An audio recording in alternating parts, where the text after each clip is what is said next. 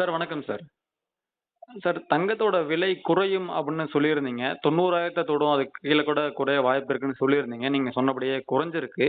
இப்போ ரூ. ம். 88,600 இருக்கக்கூடிய 1 சவரன் தங்கம் விலை மேலும் குறைய வாய்ப்பு இருக்குங்களா? வரும் நாட்கள்ல எப்படி இருக்கும்னு பார்க்கலாமா சார்? அதாவது இன்னும் ஓரிரு நாட்களுக்கு குறைவதற்கு வாய்ப்புகள் உள்ளது. காரணம் என்ன?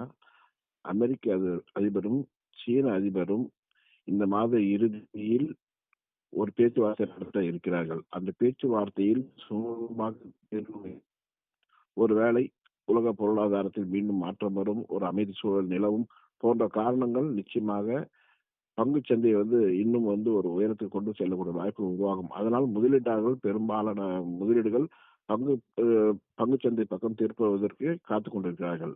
இந்த ம். இந்த சூழலில் தான் தங்கம் விலை சரிந்து இருக்கிறது.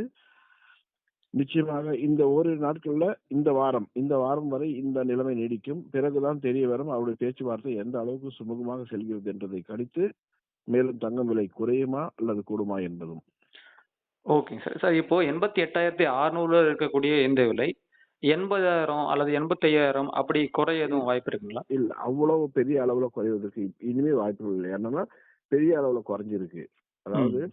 எப்பொழுதுமே தங்கம் விலை அபரீதமாக உயர்ந்தால் ஒரு கரெக்ஷன் சொல்லுவாங்க. மீண்டும் ஒரு நிதான போக்கை கடைபிடிக்கும். ம். குறைவு. இரண்டாவதாக இந்த 2 நாடுகளுடைய வல்லரசு நாடுகளுடைய அதிபர் ம்.